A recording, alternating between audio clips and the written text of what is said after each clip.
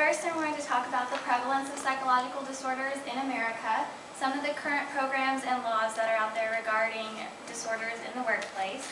Then I'm going to focus on anxiety disorders and autism spectrum disorders specifically, and their positive and negative attributes that someone with those disorders would bring to the workplace. Finally, I'm going to talk about some of the ways an employer can help those people and what their recommendations are for further disability management programs. The National Institute of Mental Health reports that 26.2% of Americans over the age of 18 suffer from some type of mental health disorder. 40 million Americans are diagnosed with anxiety disorders.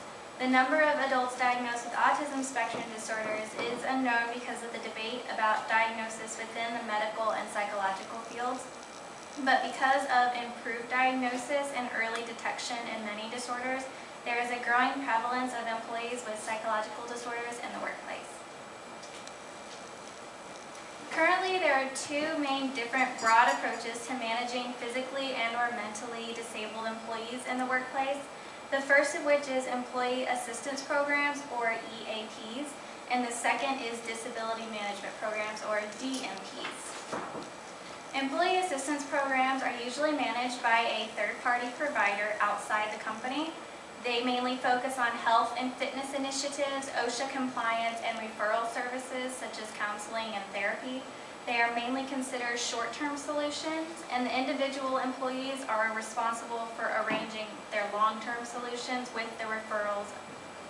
Disability management programs are integrated within the organization itself and focus on both physical and mental disabilities. When done correctly, these programs can be a long-term solution for disabled employees and include a mix of internal and external resources. There are several laws contained within the Americans with Disabilities Act that govern the treatment of disabled workers within the workplace. Cornell University released a brochure for HR professionals that points out the key areas where DMPs and the ADA intersect. For example, if a company wanted to know the exact definition of disability or discrimination before they wrote a program or policy, they would consult Title I. Title I and Title III also outline reasonable accommodation requirements, equal access to benefits, and non-discrimination laws for employers with more than 15 employees. The two disorders I'm going to focus on in relation to disabilities in the workplace are anxiety and autism spectrum disorders. Anxiety disorders consist of a large group of disorders that describes when an individual experiences chronic feelings of excessive worry and anxiety without a specific cause. Two disorders within this category I will discuss are obsessive-compulsive disorder and workplace phobia. Autism spectrum disorders, or ASDs, are a group of disorders marked by a large variation of learning and developmental disabilities. Two areas of autism spectrum disorders I will focus on are high functioning and Asperger's syndrome. My research explores how can employers help individuals with anxiety or autism spectrum disorders be successful in the workplace. It is important to note that the goal of employer programs is not to treat these disorders, but rather to find ways to effectively manage them. But why should we care? Because rewarding employment for people with ASDs or anxiety promotes independence and higher life satisfaction. A successful disability management program incorporates 4 different ideas into a multidimensional approach. The first of these is to develop a joint steering committee. This committee would consist of a cross-sectional sample of your organization and would include employees, managers, possibly medical professionals, board members, and EAP representatives if you had them. They would all work together to develop policies, implement them, monitor the DMP operations, and maintain the overall program. Staff development and training would also let everyone who is involved in a person's DMP know their roles and duties. This could include coworkers, supervisors, and job coaches or mentors. Job analysis is also critical for finding the right fit in a job position for someone with a disability. HR professionals typically include things like education requirements, physical requirements, supervisory responsibilities, and essential job functions. but a more in-depth analysis for our purposes could include mental requirements or communication requirements. Transitional programs can also be considered if the employee is significantly changing their essential job functions or possibly moving from a school special education program into the workplace for the first time. All of these take a case management approach that is uniquely customized to fit the organization and the individual's needs or goals. Now I will discuss some research that examines the characteristics of anxiety and autism disorders in the workplace. In some ways, the research suggests employers can manage them, so let's start with workplace phobia. Workplace phobia is not currently listed in the DSM-4, but a study by Mushala and Linden makes a strong case for considering it an anxiety disorder. They characterize the disorder as symptoms of anxiety that are brought on by either entering the workplace or thinking about entering the workplace. This disorder is often comorbid with another form of anxiety. Phobias are often treated with in vivo exposure therapy. However, that is almost impossible for workplace phobia because of the fact that it would be very hard to realistically replicate someone's working environment in an artificial therapeutic or counseling setting. This makes it a candidate for management with an integrated disability management program. Now we move to obsessive-compulsive disorder. In the workplace, employees with OCD may exhibit very positive characteristics employers would value and tend to be promoted to managerial level positions. They might display high levels of perfectionism, have high standards of work. They might and are often performance-oriented instead of task-oriented. However, they will also most likely struggle with intermittent symptoms, need to perform rituals, confess or proclaim their inadequacies, have problems with rumination and tardiness. When we look at managing any type of anxiety disorder of an employee, each case needs to be assessed individually within the DMP. You may even seek the joint help of a psychiatrist. Hannah Check's research suggests that employees with anxiety disorders would benefit from a greater understanding of their self-concept with the help of a therapist. Just like an addict would need to understand and accept their addiction before beginning treatment, someone with anxiety or OCD would need to understand their disorder and their self-purpose before dealing with the symptoms. A study by Neil Burnett and Mendelsohn also discussed the unique challenges women with OCD in the workplace may encounter. Due to the need to often compensate for gender discrimination, women with OCD may encounter supervisors and coworkers often seeing them as disorganized, unproductive, bizarre, or strange, and may be wrongly referred to other counseling or training regarding time management skills or focus techniques. Employees with autism spectrum disorders, such as those with high functioning or Asperger's, also have some very positive traits they tend to exhibit in the workplace. These include taking well to job training, high attention to detail, being technically oriented, average or above average IQs, and are often reported as excellent employees by their managers. Some of the struggles they may face, however, are having a lack of verbal communication skills, difficulty working with others, deficiency in social interaction, and a high need to maintain routines. Managing autism spectrum disorders in the workplace with a DMP approach may include pre- and post-placement services and job coaches and mentors. Shaw studied the effects of positive behavior support for adults with varying levels of autism and found that positive feedback to support desired behaviors greatly increased participants' quality of life and employment satisfaction. Studies done by Mahood and Howland and Hillier and colleagues incorporated some of these ideas into a program for participants with autism and saw an increase in employment levels and mean hourly pay. So here is our chart from the Hillier and colleagues study. The graph shows the increase in wage rate per hour for each of the 9 participants listed at the bottom. The 4 participants who you can see already had income before the study were either collecting Social Security, were in a school work program, or working a newspaper route. But after the post and pre-placement services, all participants received higher pay. As you can see the blue bars.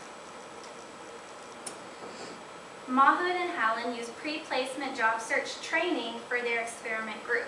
As you can see, the experiment group had 63% success in being placed in a job, while only 24% of the control group participants were placed in a job who received no pre- and post-placement services. So with the proven success of disability management programs, why would a company choose to not offer these types of services to its employees? One reason may be that they are a small business not covered by the ADA, and the costs of implementing these programs are prohibitive and unrealistic. Ableism, which is this discrimination against people with mental or physical handicaps, may also play a part in the decision if the person doing the hiring believes certain stereotypes and prejudices. HIPAA compliance may also be a worry for some organizations. HIPAA stands for the Health Insurance Portability and Accountability Act, but it has several provisions that manage who has permission to know another person's health information. A person participating in a DMP would actually need to sign a waiver stating exactly who has permission to discuss their health information at work and may choose to exclude whomever they want. If an organization or company would like more information about autism, OCD, anxiety, or employees with other disabilities, they can reach out to several national and local nonprofit agencies that can give them information and answer questions that might help them develop policies or offer services. Locally, we have Partners in Progress. Overall, disability management programs can be a successful way of managing a psychological disability in the workplace. Integration and cooperation among all levels of an organization is a component to its success. And individuals as well as organizations can benefit greatly from employing those with disabilities and managing them in effective ways. Does anyone have any questions?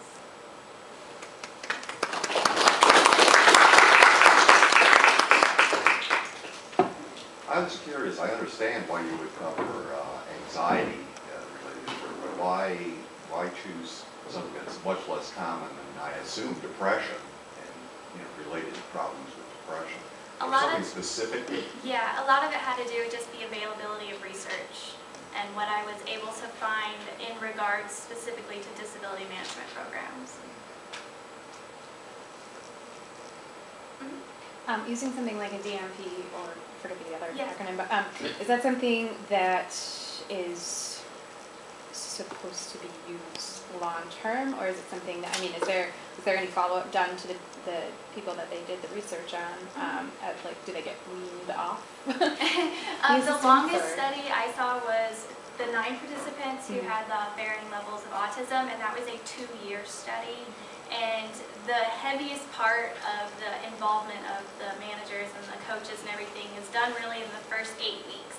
And then after that, it basically, slimmed off to occasional phone calls or drop-in site visits to check on the person. And the largest part of it is really offering that support, just knowing if you ever need me, I'm only a phone call away for either the employers who might have questions or the employee if they feel something's starting to go awry.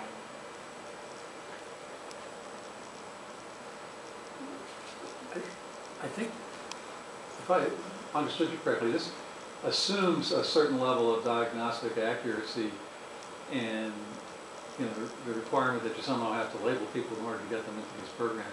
Do you see any downsides to that? Labeling someone? There is always a possibility of discrimination within the workplace, and I think that if employers educated themselves and they gave people a chance who were open about their disabilities, then they were maybe open from the interview portion all the way through hiring and then integrated into the disability management program. That would be the most ideal situation. It would take a lot for someone who'd maybe been working for a company for 5 years to all of a sudden come out and say, you know what, I'm really struggling with OCD, I just never told you. So it would take initiative definitely on the person and be willing to admit that they have these, because under law, they're legally not required to disclose to anybody that they had something hidden like OCD or anxiety. Now autism is a little bit more obvious, and the participants in this study came from a program that was specifically helping people with autism. Is there also the possibility that people would get into these programs for the wrong reason, or that somebody's not doing well at work and they're getting bad performance evaluations and they go, oh, by the way, I have a disability? And do you see any of the problems there? I think that could be a problem not only for psychological disorders, but you see people say that with physical disabilities, like, oh, my back hurts, so I can't do that. So I think you really run into that no matter what. Yeah, I was going to say, to kind of piggyback that with the workplace phobia trying to be incorporated into the DSM. I mean, you must see some downsides to that, because I feel like that's probably everyone wakes up one day at least out of their week. Specifically, the people in that study, they were actually all in a rehabilitation hospital. So theirs had progressed all the way to the point where they had taken sick leave for over 12 weeks. Some of them were still on sick leave by the time they admitted themselves to the rehabilitation hospital. And then they did the diagnostics of deciding whether they had workplace phobia or not. So theirs had progressed quite much more than your I don't want to get up on Mondays type of thing. It's not like senior seminar phobia. No. Dr. Lower? Yeah, I'll piggyback on that. At one point, the state of California declared stress to be a workers' comp issue, and the number of workers filing for stress payments went through the roof. So, oh yeah, I'm stressed at work. Well, yeah, we all are. Yeah, nice. How much does this program typically cost? I think I didn't find any definitive numbers on how much it costs, because most of my research was done over, the psychological articles in that database. I think maybe if I had looked instead in a different database, taking the cost analysis, cost benefit type approach, I would have found something else. But I think a huge part of it would have to do with how deep an employer was really willing to go with this. Maybe, hiring the psychiatrists or the medical professionals, that would obviously be a much more costly investment. Anything else?